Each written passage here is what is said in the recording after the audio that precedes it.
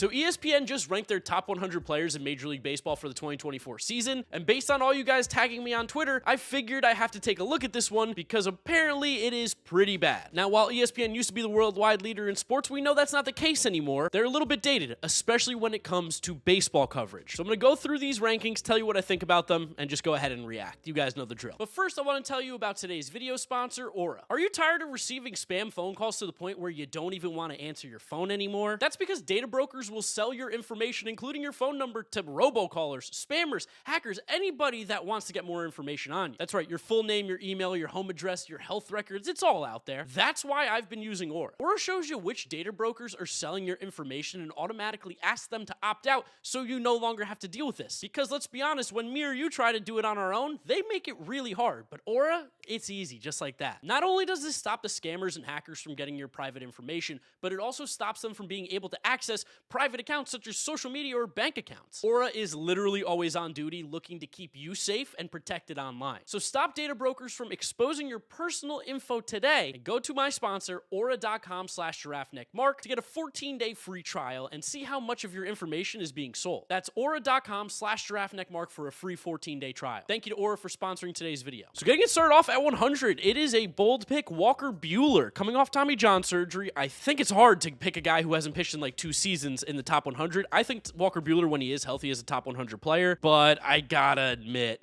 it's a little bit tough right now when he hasn't been very healthy. Coming in at number 99, Devin Williams. I think this is a much more reasonable spot to put him than where the MLB Network rankings were, where they had him like, I think almost in the top 50, which was insane. 99, we obviously know he has the back injury now, so he's not going to play that as much this year, but he is one of the best closers in the league. This is a more realistic spot. I better see Edwin Diaz and Josh Hader ahead of him. Coming in at number 8, Merrill Kelly. I like that Merrill Kelly's in the top 100. He might sneak his way into mine. The only thing is I don't think he was in my top 30 pitchers in Major League Baseball ranking. Upon further review, he was not. And I don't know. It's tough. If you're not in the top 30 pitchers, it's going to be tough to get into the top 100 players. He is around that borderline, though. Someone who is just really solid, really good. There's nothing bad to say about Merrill Kelly. Number 97, Cal Raleigh. I agree he's a top 100 player. I think you actually might have him a little bit too low. He might be like in that 80 range, but I'm not going to get nitpicky on that one because it feels like a relatively fine spot. Cal Raleigh, big dumper, is a stud. 96, Christian Yelich. Christian Yelich was someone I was considering to be in my top 50. He's not there. I think he's more in that 60 to 70 range. Just check his numbers. He's still really good. Still gets on base, still hits the ball hard. All he needs to do is hit the ball in the air a little bit more, and he can go back to being at least an all-star caliber player for the Brewers. Still very, very good. Number 95. Yeah, see, now here's the thing.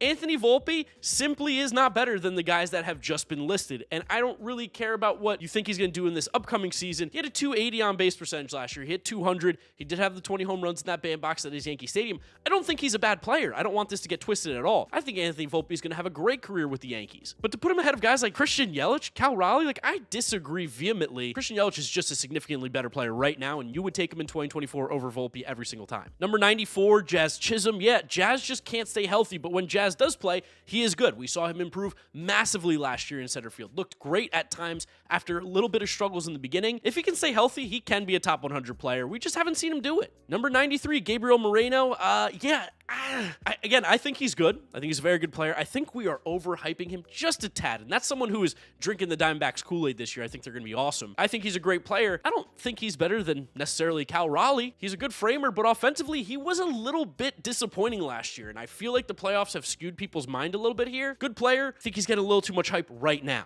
At number 92, we're going, Evan Carter. See, I think Evan Carter, borderline top 50 player. Evan Carter's really good. I totally buy the idea of we need to see a little bit more. Like, we saw such a small sample, so I can see him being a little bit lower. But again, I think he needs to be in that 60 to 70 range at the lowest. He's such a stud. The on base, the eye, the glove in the outfield. He's got some pop in that bat too. Love Evan Carter, one of my favorite players in the league right now. At number 91, okay, hold on. I just saw 91 and 90. There is no world where Kyle Schwarber is a better player than Brandon Nimmo right now. This is criminal. First off, Brandon Nimmo is a top 50 player in Major League Baseball. You want me to pull out the stats? Because I will. I mean, even in this, they talk about how he's one of the most underrated players in the league, a career on-base percentage at 380, career high in home runs at 24 last year. Might be able to hit 30 home runs, make the All-Star team this season. He also plays a good outfield. He is a 125, 130 WRC plus guy every single year, good base runner. I don't know why people continue to sleep on Brandon Nimmo. If you blind compare his numbers to a bunch of the other players who I bet you think are in the top 50, you would pick Brandon Nimmo's. So for me, I don't know how he's at 91, and I don't know how he's behind a DH Kyle Schwarber, who just has more power, gets on base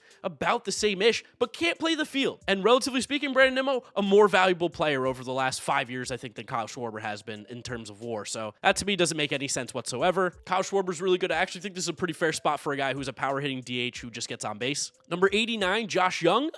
Yeah, okay, that's fine.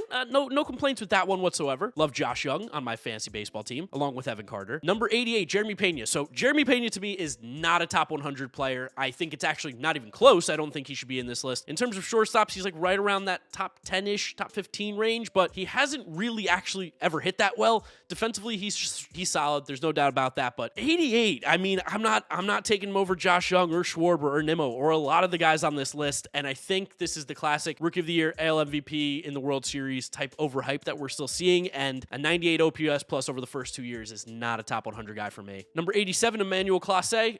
Fine. I have no problem with it. I think he should probably be closer to Devin Williams than he is, but 87's whatever. 86, Willy Adames. I'm cool with this. I think Adames is going to bounce back this year. He's a very good shortstop, good glove, good pop in that bat, not nearly as bad as he showed. Number 85, Andres Gimenez. I think Gimenez will probably go back to being a top 50 player this year. I just imagine he's going to find an in-between that amazing, almost MVP season he had in last year where he was disappointing. Good glove, good bat, all-around good player. 84, O'Neal Cruz. I actually like this one. It's incredibly aggressive, especially because from what we've seen from him in actual Major League Baseball hasn't been that impressive, but this spring, he's been crazy. He's been more disciplined, taking walks. He can easily be a top 50 player by the end of next year, especially if he continues with how strong his spring has been. Number 83, Ha-Seong Kim. He was a borderline top 50 guy for me. And again, this is where I'm starting to not understand what they value here, because this is a guy who plays good defense, hit really well last year. Maybe it's not as sustainable as we think, but he's like borderline top 50, I think, right now. Just really good ball player. Number 82, Matt Chapman. Maybe a little bit harsh, but yeah, he's a top 100 player. This is relatively the right range. 81, Riley Green. Cool with it. I have no problems. He's a guy who I think could get in the top 50 by the end of next season as well. 80, Sonny Gray. Cool. Fine. He was in my top 30 pitchers. No issues with this. I'm imagining the problems are going to be at the top of the list, so we can start to go faster through these guys.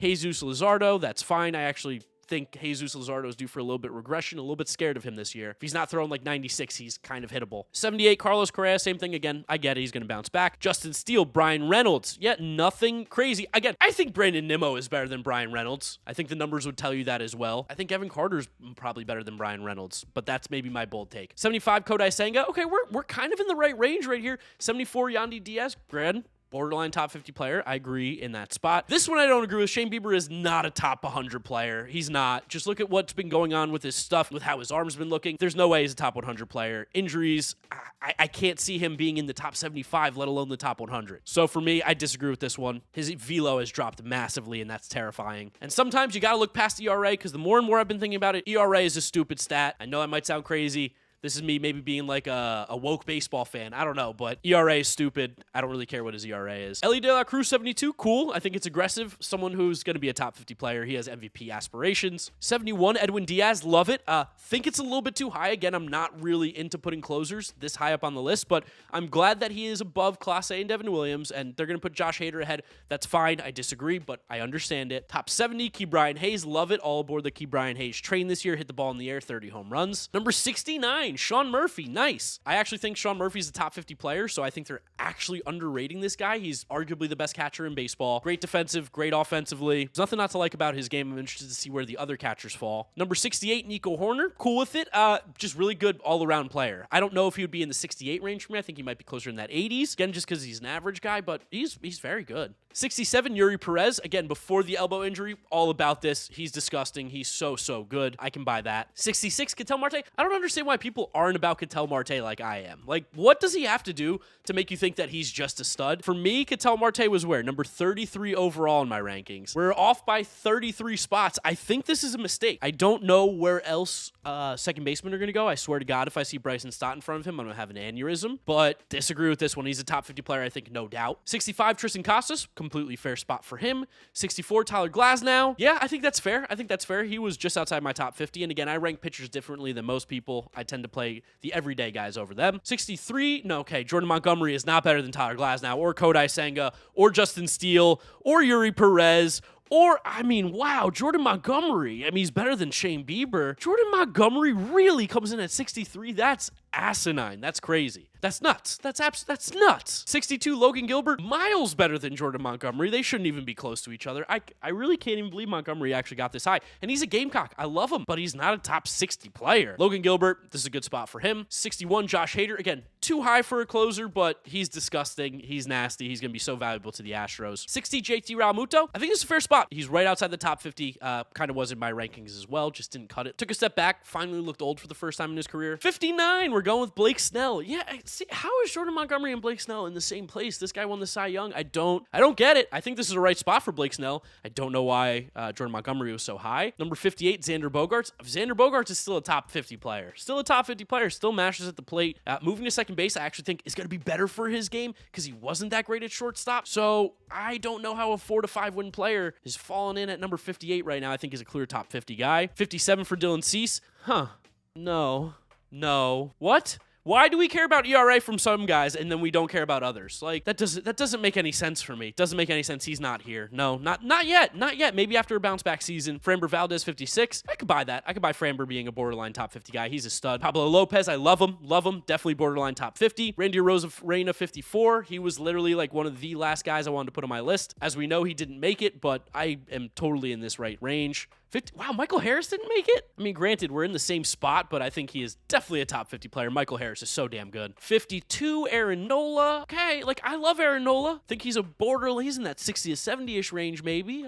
But interesting that they had him at 52. 51, Kevin Gausman. We know he's hurt, but I had him in my top 50, I think. I had him at 32, but now with the injury, things change a little bit. Top 50, Justin Verlander. I love JV, but no, he's not top 50 anymore. He's not even a top 30 pitcher in the game anymore, in my opinion. Just look at how the stuff kind of fell off a little bit last year. He's in his 40s. I love him. He's the fine wine. He gets better with age, but like, he's actually old now. Not top 50. He's not better than Tyler Glasnow right now. No way. He's not better than Blake Snell right now. No way. He is better than Shane Bieber, though, for sure. 49, Alex Bregman, top 50 player. I couldn't agree more. Cody Bellinger, 48. Is that where I put him? Cody Bellinger was 49. We were so close. So close to that with Cody. But yeah, I agree. 47, Paul Goldschmidt, relatively same area as me. 46, Will Smith. Again, I think that's like the same area. Where'd I put Will Smith? 39. Cool with it. I'm imagining the hot takes are going to come in at the end. Yamamoto, 45. I just couldn't rank him in the top 50, but having seen what we've seen now in spring training, oh, he's disgusting. He's nasty. 44, Nolan Arenado. I feel like we're in similar spots. I think I put him in the 30s, Arenado, right? 26. Okay, we're actually not in the same spot. More down on Arenado than I thought. I'm going to give him one more chance. Before I drop him down like that. Dansby, 43. Okay, all right. No. Dansby is not top 50. Dansby's a good ball player. He's a top 100 player for sure. Top 50, though, hell no. Where's Francisco Lindor going to go on this list if he's here at 43? I'm a little flabbergasted by this. 42, Luis Ariz. Again, I don't think he's a top 50 player. Top 100, sure. I'll give him top 100. I think that would be fair. But 42, I don't agree with this. I don't know why this guy's cracking top 50 lists. It feels a little insane. Reason being, a guy like Nico Horner last year had a full 1.5 WAR more than Luis Ariz. He obviously is a great contact hitter, but there are other great contact hitters who also hit for a little more power and put the ball in play and get on base and play elite defense, and he's just lacking on that side. So to me, not a top 50 player. Logan Webb, 41. Love it. He's definitely top 50. George Kirby, 40. I'm cool with it. He was a borderline guy for me. I love being aggressive with George Kirby because he is a stud. Coming in at number 39, Luis Castillo. Love Luis Castillo. This Mariners team is so good. Keep an eye out for them this year. Number 38, Zach Gallen. Yep, he's a top 50 player. He's a stud. 37, Gunnar Henderson. Where did I put Gunnar in mine? 31. Okay, we were very close. 36, Ozzy Albies. Did we have 38? Oh my goodness, I thought I was going to be on the same place as Ozzy Albies as well. 35, Vlad Jr. See, Vlad is not a top 50 player today. He is not. You got to look at the numbers that he had last year. They were concerning. There is a real power problem with Vlad right now where he's just not getting to that next level. He has a hard time hitting in Toronto. He's a stud. He will be a top 50 player, but I think going into the season, you got to leave him off the list right now, especially because he's playing first.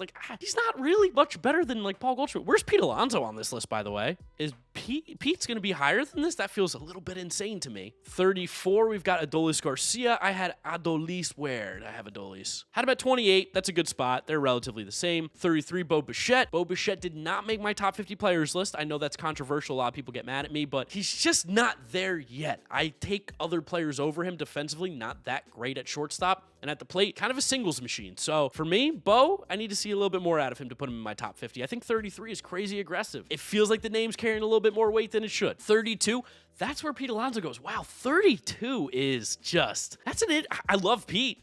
I don't think Pete's a top 30 player like that. I had him at 37. 32 feels aggressive. 32 feels aggressive, but you know what? I love to see it. Let's go, Pete. He did have a down year, though, last year, which is crazy because he's so good. 31, we've got Max Fried. Yeah, Max Fried's not a top 50 player in Major League Baseball. No. Maybe he can be at the end of this year, but Max Fried is not a top 30 player in the league. There's no way, not given what he's shown us right now. He just hasn't really thrown that many innings either, and you got to throw some innings, too, at some point. Top 50? I don't think so. Borderline, fine, whatever, but I don't think he's 30. Number 30, Rafael Devers. That's a completely fine spot for him. 29, Austin Riley. I actually think that is a little bit low for Austin Riley. I think Austin Riley is a top 15 player in the league. Like 40 homers, 100 RBIs, 30 doubles, good average, good on base, good slugging, plays good defense in the field too. Like I actually think that they're way too hard on Austin Riley here. Feels like an easy top 20 at the worst for me. 28, Kyle Tucker. Yeah, I don't understand the Kyle Tucker discourse. He is so good. Absolute stud. Like, could he get better defensively in the outfield? Sure. I had him ranked 12th in my rankings. Just look at the slash line, look at the power, look at the numbers, look what he does every year. 30, 100 with 20 stolen bases. He's just so good. He's so good. 27 is going to be Francisco Lindor. Okay, I'm cool with that. I had Lindor at 25. I think he is a top 25 player, but this is a relatively fine spot. 26, Jose Altuve. Yeah, I had him one spot ahead of Lindor too, so that's cool. 25, Manny Machado. I was more aggressive with Machado. I'm not ready to give up on him yet, or this isn't giving up on him. He's a top 25 player, but I had him at 13. Still just one of the best players in the league in what was a weird season last year. And I know he's got some surgery stuff going on, so he's going to DH, which maybe that's what they took into account. 24, Marcus Semien. I love Marcus Semien. I had him at 17. I'm just super aggressive with him. Who's going to be in this top 20? A lot of my guys, they are a little bit down on. 23, Luis Robert, and I had Robert at 20. Okay, who's in this top 20? 22, Zach Wheeler. I had Zach Wheeler where? I had Zach Wheeler at 34, but I'm fine with it. Again, difference in how we rank pitching. 21, Corbin Burns. Again, difference in pitching. I had Corbin Burns at 36. So they're going to be pitching heavy, I feel like, in the top 20. 20, Trey Turner. Okay, he's not better than Francisco Lindor, guys. He's not. He's not better than Francisco Lindor right now. It's just not the case. Trey Turner's still very good. I had him at number 29. I don't think the spot is necessarily wrong, but he is not a better shortstop right now at this moment than Francisco Lindor, who is arguably the best defensive shortstop in the league, along with being fantastic at the plate. That's where Trey Turner lacks. He doesn't have the defense that Lindor does at a very vital position. Number 19. Whoa. Mike Trout at 19 is stupid. The only reason Mike Trout dropped on my rankings is because of injuries. And you know where he dropped to? He dropped to 5. You know, let's say something crazy. Let's put him at 10. 19 is disrespectful to one of the greatest baseball players of all time who, legitimately hasn't slowed down. I don't understand how he gets to 19 here. That is absolute bullshit. It's a bad ranking. It's a bad ranking. 19 is irresponsible for Mike Trout. That could win the MVP this year. Like, get out of town, ESPN. Showing that you are no longer the worldwide leader in sports. All you care about is the NBA and the NFL. Number 18, Julio Rodriguez didn't make the top 10? Julio Rodriguez didn't make the top 10? What the I'm so sorry for my younger listeners out there getting all these bleeps into your parents who maybe you're watching it with. I apologize. I won't curse this much, but do you see the stupidity on here? I have to react like this. Like 18 for J-Rod? Are we insane? This ranking feels fair? Are we nuts? What? No. Absolutely terrified to see who's at number 17. 17 is Jose Ramirez. Jose Ramirez is a top 10 player. What are we doing, ESPN? What is happening? Oh my God, he got better defensively. That was the only thing maybe lacking in his game. What is happening? 16, Bobby Witt Jr.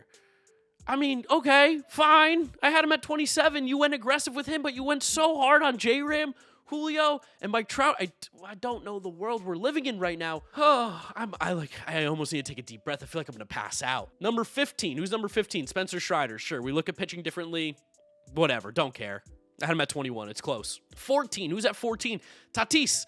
Tatis, I had at 19. I love Fernando Tatis. I still think he's a great player, relatively in the same range. And compared to the guys that you had, I get it, but what? 13, Bryce Harper. I had Harper where? I had Harper at 16. That's a good spot. I think that's fair. Number 12, Matt Olson. I had Matt Olson at 15. I don't know how Matt Olson realistically makes it in front of Julio Rodriguez and Mike Trout and Jose Ramirez. I know he's an unreal hitter, but he is not better than those guys. Number 11. Whoa. I love Adley Rutschman. Number 11. What? I had Adley at 23, and I felt pretty aggressive, putting him inside the top 25 and putting him at number 23. I love him. He's a stud. He is not a borderline top 10 player in the league. It's just, he's not. He's not. I love Adley. That's not the case. He's incredibly valuable to the Orioles. I think he's done a lot for the organization. I think he's got like that X-dog in him. Number 11 feels crazy high. Crazy. It's like double where I had him. Getting the top 10 started at number 10, we've got, whoa, Corbin Carroll cracking the top 10. No. I love Corbin Carroll, but he is not a top 10 player right now. Like, you're going to look me in the eye and tell me you're going to take Corbin Carroll over Mike Trout, Julio Rodriguez, Luis Robert, Jose Ramirez. I disagree. I disagree a lot on that. I don't think that's the case. I love Corbin Carroll. I had him at number 22. I think he's a top 25 player in the game. Maybe if he does it again this year, he can be a top 10 guy, but okay. Disagree. He's not better than Kyle Tucker. He's not better than Manny Machado or Austin Riley or even Matt Olson. He's really good though. Number 9, Shohei coming in at 9. I mean, granted, if we are just talking about DH only, maybe. I obviously have Shohei as the best player in baseball. I think about it a little bit more as a whole because he is. Don't like this though. I think at the absolute worst, Shohei Ohtani is what, like the 4th or 5th best player. I think this one's wrong. Number 8, Yordan Alvarez. I had Yordan at 11, but this is fine. I'm cool with it. Yordan is such a sick hitter. Maybe the best pure hitter in all of baseball. 7, Garrett Cole. Again, not putting Garrett Cole in my top 10. I had him at number 18. Difference in pitching. We did this before the injury as well, I think, for ESPN, so I don't think he's the 7th best player in the league. I don't think any pitchers really can do that unless you were like Jacob deGrom in those historic years. Number 6, Corey Seager. I had Seager at 8. That's fine. Number 5, Freddie Freeman. I had him at 7. That's fine. Number 4, we're going with Mookie Betts. Mookie Betts I had at 3. That's fine. Number 3, Juan Soto. I had him at 6. Juan Soto at 3 is a little aggressive. Again, probably taking Shohei over him right now, even just as a DH, but that's fine. Again, it's close. What's going to make me upset is number 2, Aaron Judge. Okay, I don't hate that. I had Judge at 4, and then number 1 was Ronald Acuna Jr., which I had at number 2. So really, at the end of the day, the only bad rankings that I have a actual problem with were right here, 10, 11, and again, I don't think they're bad. It's just a little too aggressive on them, as well as Bobby Witt, I think, was a little bit high. And then J-Ram, Julio, and Mike Trout going from 17 to 19 is just absolutely insane. ESPN, if this was your goal, to have me react and to have people react to your article and push it out there more, congratulations, you did that. I don't think that this is a very good ranking by any means. There's plenty of things we agree with. I think at some point you just can't not have these takes, but man, I'm going to lose sleep over J-Rod and J-Ram and Mike Trout being 17, 18, 19. That's bad. That's really bad. I'd love to know what you guys think about ESPN's top 100 rankings down in the comment section below, as well as remember to leave a like on the video and subscribe so you don't miss out on any of the content coming at you. Follow me on my social media, GiraffeNeckMarc. Links are in the description. That's where I'll wrap it up, guys. You know the drill from here on out. YouTube recommends you watch this video. This is my most recent upload. Click through those if you have not yet seen them. Thank you guys for watching, and I'll catch you on the next video. Bye.